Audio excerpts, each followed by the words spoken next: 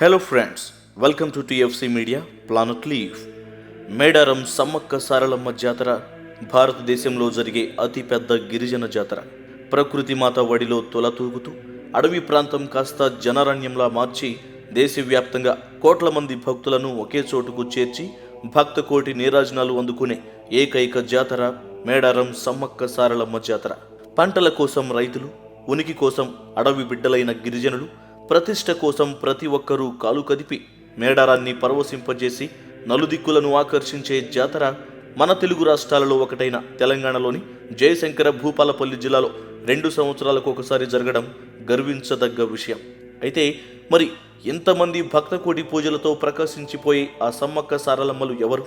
వారికి అడవి బిడ్డలైన గిరిజనులకు సంబంధమేంటి?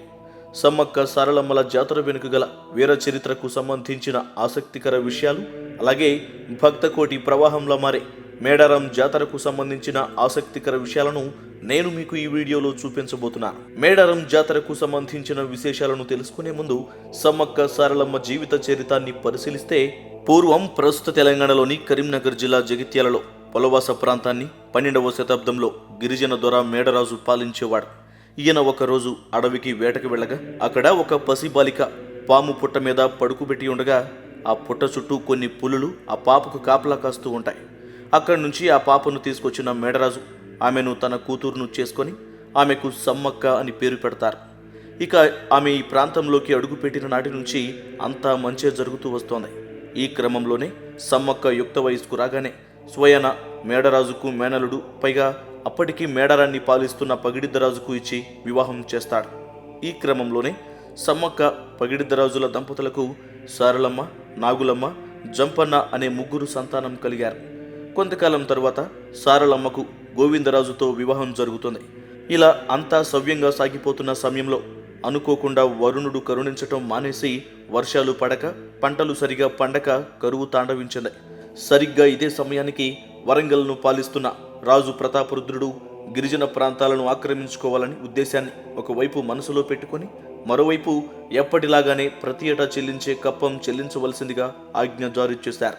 ఈ విషయం తెలుసుకున్న మేడరాజు పంటలు సరిగా పండకపోవడంతో పన్ను చెల్లించలేక పారిపోయి అజ్ఞాతంలోకి వెళ్లిపోగా, ఆ ప్రాంతాన్ని పాలిస్తున్న పగిడిద్దరాజు కాకతీయుల సామంతునిగా మారిపోయి అజ్ఞాతంలోకి వెళ్లిన మేడరాజుకు ఆశ్రయం కల్పిస్తాడు. ఇక ఈ విషయం తెలుసుకుని ఆగ్రహం చెందిన ప్రతాపరుద్రుడు కరువు కాటక పరిస్థితుల కారణంగా కోయరాజు అయిన పగిడిద్దరాజు కప్పం కట్టకపోవడం, మేడరాజుకు ఆశ్రయం కల్పించటం, కోయ గిరిజనులలో సార్వభౌమునిగా వ్యతిరేకంగా విప్లవ భావాలు నూరిపోసి రాజ్యాధికారాన్ని ధిక్కరిస్తున్నాడనే కారణంతో పగిడిద్దరాజుపై ఆగ్రహం చెందిన ప్రతాపరుద్రుడు అతన్ని అణచివేయడానికి తన ప్రధానమంత్రి యుగంధరుడితో సహా మాఘశుద్ధ పౌర్ణమి రోజున మేడారంపై దండెత్తుతాడు. ప్రతాపరుద్రుని దండయాత్రను అడ్డుకోవాలనే ఉద్దేశంతో పగిడిద్దరాజు సేన అయిన సమ్మక్క, సారక్క, నాగమ్మ, జంపన్న, గోవిందరాజులు వేరువేరు ప్రాంతాల నుంచి గెరిల్లా యుద్ధాన్ని మొదలుపెట్టి కాకతీయ రాజుకు ఎదురు తిరిగేందుకు ప్రయత్నిస్తారు.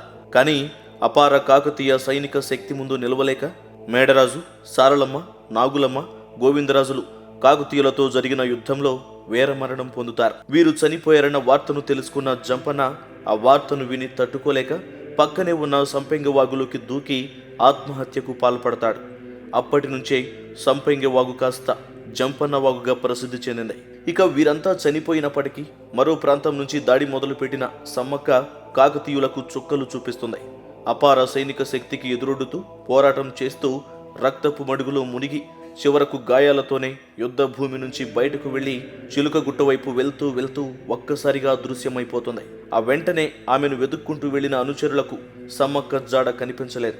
కానీ ఆ ప్రాంతంలో ఒక పుట్ట దగ్గర పసుపు కుంకుమలు గల భరిణి లభించింది.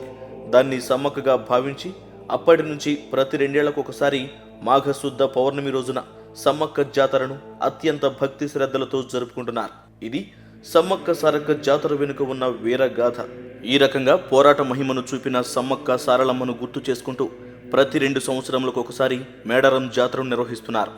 ఈ జాతరకు 900 సంవత్సరముల చరిత్ర ఉంది.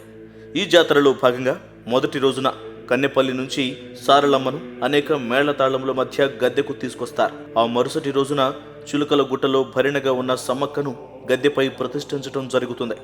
సరిగ్గా ఈ సమయంలోనే భక్తులు పూనకంతో ఊగుతూ జాతరను ఆసక్తికరంగా మార్చివేస్తారు.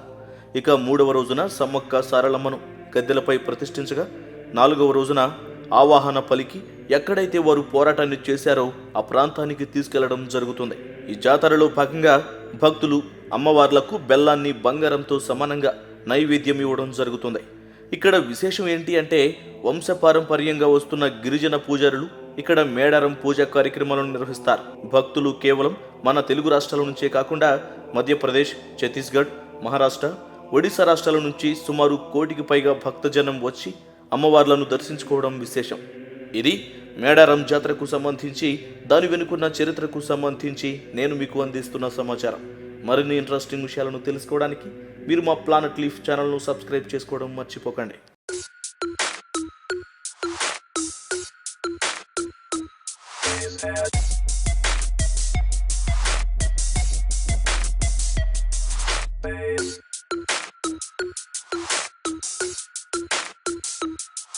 Head.